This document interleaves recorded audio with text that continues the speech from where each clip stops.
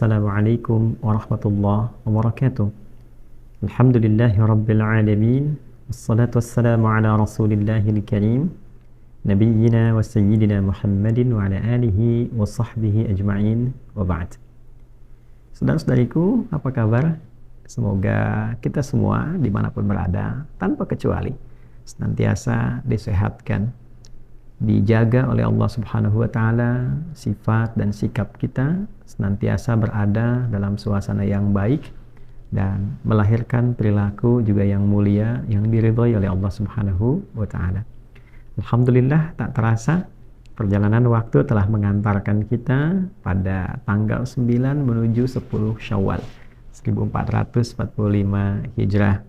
Semoga sampai detik ini kita diberikan kekuatan dan kemampuan untuk senantiasa meningkatkan takwa kita kepada Allah sebagai pembuktian bahwa kita berhasil menjalani pelatihan Ramadan selama sebulan penuh yang tentunya menghadirkan banyak kesan yang beragam bagi setiap insan beriman dimanapun berada. Terlepas dari itu, dua dimensi takwa yang paling pokok, membangun hubungan baik dengan Allah, dimensi ritual, dan juga ada yang kedua, dimensi sosial, membangun hubungan baik dengan makhluk, khususnya manusia, dan dua pancaran itulah yang mengikat dan menyinergikan nilai-nilai ibadah kita kepada Allah Subhanahu wa Ta'ala. Salat seseorang bagian dari ibadah ritualnya. Semakin baik salatnya, semakin baik pembuktian kebertuhanannya kepada Allah. Implementasi dari salat itu adalah sifat-sifat sosial. Inna salata tanha 'anil fahsya wal munkar. Ketika orang baik hubungan dengan Allah, salatnya bagus, maka semua anggota tubuh yang digunakan ruku, sujud, tunduk, patuh pada ketentuan Allah ini juga implementasinya bisa digunakan untuk menjaga diri dari berbagai tindakan-tindakan yang buruk, baik berupa fahsya, godaan syahwat, ya, mohon maaf, kata-kata kotor, jorok, apalagi zina, pornografi, porno aksi, LGBT dan turunannya, atau juga perbuatan mungkar yang diingkari hati, gambaran dari nafsu, perut dan akal. Maaf, merendahkan, mencela, membuat hoax, sampai ke titik yang lebih besar, merampok, membunuh dan sebagainya, itu bukan kepribadian orang yang sholat. Jadi satu sisi berhasil, sisi spiritualnya juga sukses dari dimensi sosialnya. Nah, teman-teman, tentu membuktikan menjaga keutuhan itu tidaklah mudah. Apalagi bila kita melihat dari sisi lingkungan tempat kita berdomisili saja. Ada kalanya orang-orang yang tinggal di komunitas yang muslimnya banyak, mayoritas, atau di dunia Islam pada umumnya, tentu ini memudahkan kita untuk menjaga nilai-nilai keislaman. Tantangannya mungkin terasanya sedikit lebih ringan. Masjidnya banyak, yang pakai kerudung untuk perempuan juga banyak, motivasi untuk berinteraksi kebaikan banyak. Berbeda dengan kondisi-kondisi tertentu, yang satu secara lingkungan boleh jadi muslimnya sedikit, komunitasnya menjadi minoritas, atau juga boleh jadi di tempat yang Islam namun nilai keislaman tidak diterapkan dengan baik, atau boleh jadi dalam konteks tantangannya tidak mudah untuk dilakukan. Itu bisa kita temukan di beberapa daerah yang populasi muslimnya mungkin mayoritas, tapi penerapan hukumnya sekuler atau hal-hal yang terkait dengannya. Ada hal yang cukup menarik untuk kita garis bawahi dan menjadi catatan penting, khususnya terkait dengan muslimah dimanapun berada. Tentu di antara tanda-tanda ketakwaan itu ada implementasi yang kita dapatkan dalam kehidupan berupa tanda-tanda yang Allah kenalkan langsung sebagai jati diri seorang muslimah. Kita beri contoh misalnya jilbab yang dikenakan hanya oleh muslimah, tidak oleh muslim, oleh perempuan muslimah yang beriman, tidak oleh laki-laki. Nah, teman-teman, bagi yang muslimah, saudariku dimanapun berada, baik adik, kakak, ataupun juga turunan-turunan yang lain, para ibu, para akhwat, tidak mudah untuk mengenakan jilbab ini dengan kondisi yang dipertahankan dalam hal-hal yang spesifik secara islami mesti digunakan.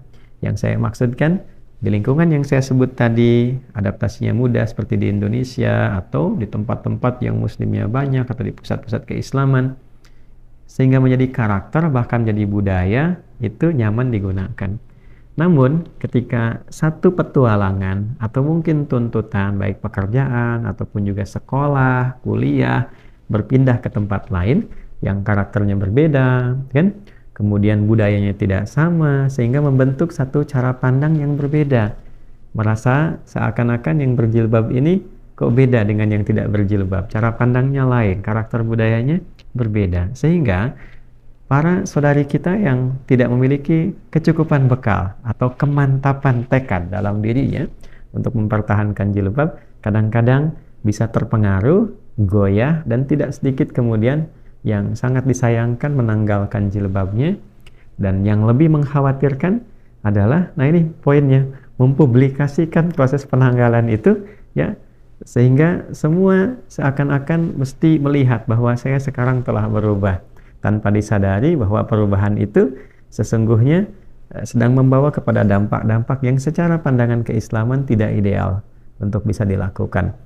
Oleh karena itu, penting sebagai tambahan informasi, penguatan keilmuan, sehingga dengan penguatan informasi dan ilmu ini kita paham, oh basicnya ini loh, perempuan muslimah itu berjilbab tuh karena seperti ini. Sehingga kita punya wawasan yang lebih luas, punya keyakinan yang mantap untuk berjilbab, dan punya kebanggaan untuk melakukan itu. Nah, saya berikan satu kisah dulu sebelum kita sampai ke titik yang ingin saya maksudkan. Dulu, saat di awal periode Nabi SAW hijrah dari Mekah ke Yathrib. Nah, yang kelak Yathrib ini akan berubah menjadi suasana kota yang mencerahkan sehingga disebut dengan Al-Madinah Al-Munawwarah. Ya, kota yang mencerahkan, membawa perubahan cahaya-cahaya kebaikan. Dari yang tadinya kacau secara ekonomi, kemudian juga kacau secara sosial, dinamika masyarakatnya itu dekat kepada hal-hal yang kadang-kadang mengganggu ya, stabilitas, permusuhan dan sebagainya. Maka Nabi SAW ketika berhijrah, Allah berikan petunjuk pada beliau dalam durasi yang sangat singkat, bisa merubah itu pada tatanan kehidupan civil society. Jadi masyarakat madani yang begitu baik, begitu rukun, begitu kuat akarnya, dan dalam tahapan-tahapan itu ada juga beberapa drama-drama yang terjadi.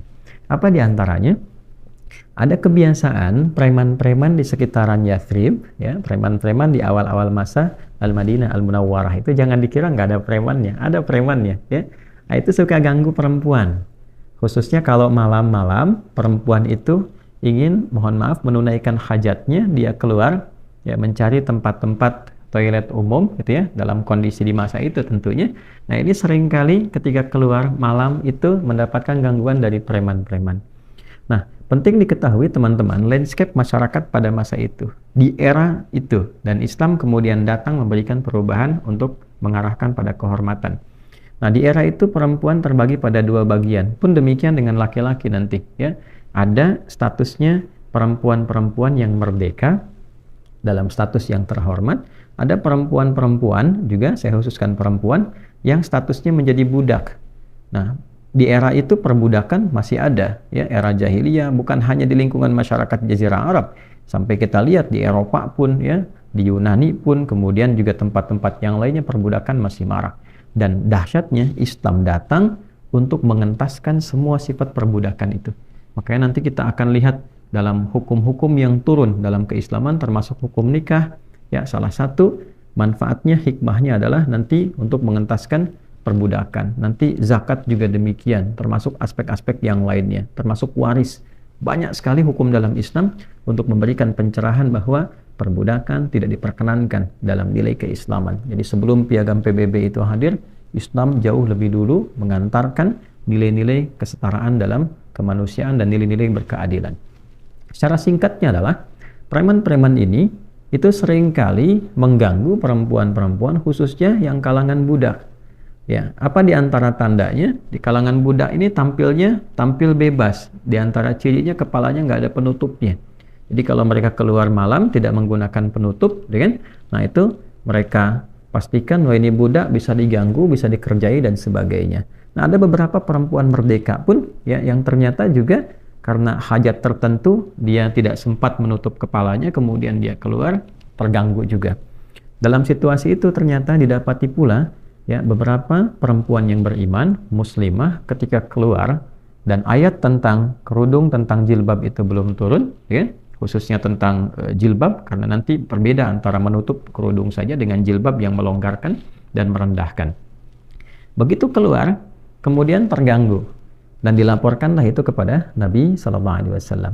Nah, laporan yang disampaikan kepada Nabi itu, terganggunya seorang perempuan muslimah, itu yang menjadikan respon Allah Subhanahu Wa Taala turun dengan langsung menurunkan satu wahyu, yang dengan wahyu itu mengangkat derajat seluruh perempuan muslimah menjadi terhormat, dan dengan itu pula membebaskan nilai-nilai perbudakan, disamakan baik merdeka ataupun yang budak. Sepanjang Anda sudah masuk Islam, Anda terhormat di hadapan Allah Subhanahu Wa Taala, naik status, semua dalam keadaan terhormat. Nah, apa simbolisasi nilai penghormatan itu dan penjagaan kepadanya? Turunlah kemudian tuntunan syariat di surah ke-33, di surah Al-Ahzab, surah 33 ayat 59, di halaman 426. Baiknya kita bisa lihat teman-teman sekalian, bisa saya bacakan langsung dengan keadaan mushafnya. A'udzubillahi minasyaitonirrajim. Bismillahirrahmanirrahim. Ya ayyuhan nabi qul li azwajika wa banatika wa nisa'il mu'minin yudnina 'alaihinna min jalabibihin dzalika adna ay yu'rafna fala yu'dzain wa kana Allahu ghafurar rahima. Masyaallah. Ya ayyuhan nabi, hey nabi. Nah, ini menarik ini ya. Jadi kadang beliau Rasulullah SAW, ya Sayyidina Muhammad SAW itu kadang dipanggil dengan Rasul, kadang dipanggil dengan Nabi, kadang dipanggil dengan sifat ubudiyahnya abdun, kadang juga namanya disebutkan dengan nama Muhammad 4 kali disebutkan dalam Al-Quran, dan Ahmad sekali disebutkan dalam Al-Quran untuk menunjuk pada keterangan Nabi Isa alaihissalam. Ya ayyuhan nabi, ketika disebutkan nabi, ini bukan hanya menunjuk pada pribadi, tapi membawa sebuah berita besar. Ya, dari kata naba, nubuwah. Orang yang menerima naba disebut nabi. Ya, naba itu berita yang besar, yang agung, yang istimewa. Jadi kalau ada informasi dibuka dengan kata ya ayyuhan nabi, wahai orang yang ditugaskan oleh Allah membawa berita yang agung, yang istimewa. Ini tandanya ada informasi yang istimewa, yang agung. Nilainya tidak sama dengan yang biasa-biasa. Kan? Nah, ya ayyuhan nabi, duhai nabi, wahai yang ditugaskan membawa berita agung, yang istimewa. Apa berita itu? Qul li azwajika wa banatika wa nisa'il mu'minin. Ya, sampaikan, viralkan, katakan pada satu istri-istrimu. Yang kedua, banatik, anak-anakmu yang perempuan. Yang ketiga, nisa'il mu'minin, seluruh perempuan yang beriman. Nah, dia seluruh perempuan yang beriman. Yudnina 'alaihinna min jalabibihinna. Mulai sekarang, kata Allah, sampaikan pada mereka, kenakan jilbab. Ya.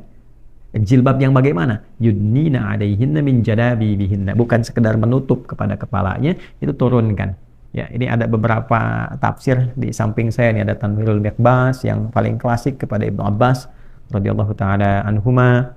Ada Jami'ul Bayannya At-Tabari, tafsir At-Tabari, ini juga termasuk tafsir klasik dia, yang artinya periodenya dekat ke era-era ke sahabat, kemudian ke Nabi sallallahu alaihi wasallam. Lalu ada Mafatihul Ghaib Ar-Razi, ada tafsir Al-Munirnya Profesor Dr. Wahbah Az-Zuhaili, beberapa. Semua tidak ada perbedaan. Ya, dalam penafsiran ini memberikan gambaran yang dimaksud dengan jilbab itu yang menutupi bagian kepala rendah sampai ke nahar. Nahar itu ini bagian dada ini ya, antara leher dengan di sini bawah. Nah, ini menutup ke sini sampai jalabi. Jalabi itu min juyubibihinna, artinya sampai ke sini. Ya, setidaknya ini paling rendahnya itu segini. Tutup sampai segini sehingga tertutup bagian-bagian terutama aurat pokoknya gitu kan. Perempuan kan seluruh bagiannya aurat, kecuali nanti beberapa yang tampak illama dhahara minha, kan? Seperti telapak tangan dalam kondisi-kondisi tertentu dengan wajah, kan? Nah, ini yang lainnya ditutup. Yang paling menarik adalah apa? Tutup itu dari kepala, setidaknya rendahkan turun ke bawah, ya. Nah, kalau cuma sampai sini namanya khimar, kerudung. Nah, kerudung itu kan suka ada modelnya yang sampai sini, kan? Nah, ini turunkan ke bawah sehingga tertutup, ya. bukan terbungkus ya kalau mohon maaf gitu ya. Kalau terbungkus itu izin ya, kadang ketat terlihat, bukan itu ya. Jilbab itu sesuatu yang ketika diulurkan itu ya longgar sehingga tertutup dengan sempurna bagiannya. Nah, apa tujuannya menggunakan jilbab itu? Dzalika adana ayyurafna fala yu'dzain. Itu tanda awal Anda dikenal sebagai muslimah, ya, yang terhormat. Nah, yu'rafna di sini ada tafsiran pertama di kalangan ulama itu untuk menunjukkan satu, ya, bagi perempuan-perempuan yang merdeka khususnya gunakan itu, sehingga merubah kesan bagi orang-orang yang bertindak kriminal ini, ya, dengan mohon maaf hasrat seksual dan nafsu yang kurang bagus ini, ya, mengetahui bahwa oh ini perempuan terhormat, ya, ini orang merdeka. Tapi menariknya ayat ini pun diungkapkan dengan kata yang umum, nisa'il mu'minin, ya. Nisa'il mu'minin itu bisa untuk yang merdeka, bisa digunakan juga untuk yang budak di masa itu, karena hukum mengatakan al-ibratu bi umumil lafzi la bi khususis sababi. Ya, hukum itu, hikmah itu diambil dari keumuman lafaz, tidak dikhususkan kepada sebab turunnya atau kondisi saat turunnya. Maka ayat ini memberikan gambaran besar pada saat itu diturunkannya ayat jilbab. Satu, untuk mengangkat derajat muslimah menjadi terhormat di hadapan Allah. Jadi ini hadiah nih. Ya, ini satu, ini hadiah dari Allah untuk perempuan, untuk muslimah. Ya, saya kasih gambaran begini. Anda dikasih hadiah oleh yang paling disayang misalnya. Ya, laisa kamitslihi syai', enggak ada yang serupa dengan Allah. Ya, Anda diberikan hadiah oleh orang yang paling menyayangi Anda. Ayah Anda kasih hadiah, ibu Anda kasih hadiah, kan? Diterima nggak? Diterima ya. Bahkan tidak sedikit teman kasih hadiah langsung diposting, gitu kan? Teman kasih hadiah langsung diposting. Ini Allah kasih hadiah, dan hadiah itu saking spesialnya mengangkat status perempuan menjadi terhormat. Ya, disamakan yang budak dengan yang merdeka saat itu, sama-sama pakai jilbab, terhormat, kan? Setelah itu hilang sifat perbudakan, dilekatkan itu bagi setiap muslimah. Ketika mengenakan itu, itulah hadiah yang Allah berikan pada setiap saudariku muslimah dimanapun berada, yang mengangkat statusnya terhormat di hadapan Allah. Jadi kalau Allah sudah angkat, jangan turunkan. Kalau Allah sudah mengangkat terhormat, jangan rendahkan. Itu hadiah, ya. Dan hadiah itu mewah. Kenapa? Sebab ketika seorang perempuan meninggal, hadiah penghormatan Allah itu diabadikan menjadi bagian dari kafannya. Itulah sebabnya nanti perempuan punya satu kain tambahan ketika meninggal, itu kain jilbabnya. Ya, ini menandakan bagaimana Allah mengangkat derajat perempuan terhormat bukan hanya saat hidupnya, saat wafatnya pun pakaikan jilbab, pakaikan bagian kerudung tuh, bagian atasnya itu untuk menutupi bagian kepalanya. Ya, nah, ini sesuatu yang sangat luar biasa dan tidak diberikan pada laki-laki. Ya, yang paling dahsyat setelah itu apa? Fala yu'dzain. Setelah mengenakan tanda itu sebagai kehormatan dari Allah, pakai jilbab itu, fala yu'dzain, maka dengan itu aman ia. Dipastikan tidak boleh diganggu lagi. Artinya apa? Setiap perempuan di masa itu yang sudah menggunakan jilbab sebagai tanda dia muslimah yang terhormat, maka hukum melekat pada setiap laki-laki muslim untuk melindunginya, menjaganya. Dan itulah yang ditanamkan pada setiap pria-pria muslim yang melihat perempuan muslimah berkerudung, berjilbab dengan benar. Bukan hanya sekedar pakai, tapi dia gunakan jilbabnya untuk menjaga kehormatan dirinya. Ya. Jadi ketika Allah memberikan kepercayaan pada setiap perempuan muslimah dengan jilbabnya secara terhormat, maka iman kita memberikan respon untuk menjaga kehormatan itu di hadapan Allah. Jangan gunakan jilbab ini pada hal yang negatif. Ya, mencuri pakai jilbab untuk kamuflase. Ya, pakai jilbab kok korupsi misalnya, itu dosanya besar. Ya, kenapa? Karena saat dia melakukan tindakan kejahatan, orang menyoal, pakai jilbab kok begitu? Apalagi kesimpulannya salah. Ya, daripada begitu lebih baik nggak berjilbab, yang tidak koruptor. Ya, koruptor tidak berjilbab, ya, dibandingkan dengan yang tidak berjilbab tapi tidak korupsi. Nah, perbandingan sudah salah. Ya, sudah salah. Jadi yang disalahkan kemudian jilbabnya. Nah, kan sering saya katakan, kalau peci tidak masuk ke kepala, jangan dipotong kepalanya. Karena tidak semua perempuan berjilbab itu bersikap demikian. Tapi ketika kehormatan itu tidak dijaga, maka rendah statusnya. Ya, rendah statusnya. Untuk itu yang pertama, jaga kehormatan hadiah Allah itu. Ya. Yang kedua, fala yu'dzain, hukum mengikat ketika perempuan yang menjaga kehormatan itu bersikap yang baik, bersikap mulia, dikenakan kebanggaan Allah mengangkat statusnya dengan terhormat. Lalu dia gunakan sifat-sifat kebaikan untuk menjaga kehormatan itu. Bicaranya yang santun, dia jaga kehormatan dirinya, afifat, menjaga dirinya dalam kondisi terhormat, ya, menjaga langkah, tuturnya, perilakunya supaya Allah ridha. Fala yu'dzain. Maka ketika kehormatan itu dijaga, Allah kirimkan para penjaga di sekitarannya. Ya, ditanamkan sifat kehormatan pada setiap laki-laki, lindungi, jaga dia. Ya, itulah sebabnya sering kita dengar kisah perempuan-perempuan yang menjaga kehormatan itu terjaga di jalan, dia terjaga, terlindungi. Betapa banyak kita dengar kisah ada seorang yang jalan lewat di tempat yang cukup sepi, preman-preman ada di situ, ketika ia kenakan dengan baik, ya, dia tidak diganggu. Ternyata terlihat setelah itu, ya, ada kesaksian bahwa ada yang menjaganya dan sebagainya. Itu mungkin hal-hal spesifik yang khusus berlaku pada kalangan-kalangan tertentu saking tingginya yang menjaga kehormatan sisi Allah Subhanahu wa taala. Jadi sekali lagi, bagi perempuan-perempuan yang telah berjilbab, jaga jilbabnya, karena itu kehormatan, hadiah yang Allah berikan dan konsekuensi penjagaan dari setiap pria-pria muslim yang ada sekitarannya. Dan bagi yang belum berjilbab, ambil hadiah itu mumpung masih berada di alam kehidupan. Jangan sampai dipakaikan saat wafat. Begitu wafat dipakaikan, dan saat hidup tidak menggunakan. Ya, nanti jangan sampai pulang kepada Allah dengan rasa malu. Pertanyaan pertamanya, kenapa aku berikan kau hadiah, ya, tapi engkau tidak ambil? Mau jawab apa? Nah, jadi itu penting untuk kita bawa sebagai nuansa yang menguatkan keimanan dan kebanggaan kita. Jadi kalau ditanya, kenapa sih kamu pakai jilbab? Sampaikan, ini hadiah Tuhanku kepadaku, hadiah Allah kepadaku yang mengangkat kehormatanku di hadapannya. Terus apa fungsinya? Ya kan? Fungsinya adalah satu, untuk memberikan kebahagiaan kepadaku, jaminan ketentraman bagiku, dan mengikat hukum bagi setiap lelaki muslim ketika aku menggunakannya, aku terlindungi dengan izin Allah Subhanahu wa ta'ala. Betapa banyak sekian teori, tapi ketetapan dari Allah ini yang paling indah. Wa kana Allahu ghafurar rahim. Dan sungguh Allah mengetahui tindakan-tindakan yang kadang kurang baik dikenakan oleh perempuan berjilbab atau yang belum siap untuk berjilbab. Allah memberi kesempatan. Jika ada yang ingin berubah, Allah ampuni. Jika ada yang ingin menggunakan itu pada kebaikan, Allah sayangi. Dan jika pun ada yang berlebihan ingin kembali, Allah terima dengan sifat rahmatnya. La taqnatu min rahmatillah. Jangan putus asa dari rahmat Allah Subhanahu wa ta'ala. Perempuan yang melepaskan jilbabnya dengan sengaja, kemudian misalnya mempertontonkan kepada siapapun, tidak sedikit pun berpengaruh kepada Allah. Ya, la yadurullaha syai'a, tidak sedikit pun ya berdampak kepada Allah Subhanahu wa ta'ala, tidak merendahkan statusnya sebagai Tuhan, tidak berpengaruh, bahkan tidak memberikan efek apapun.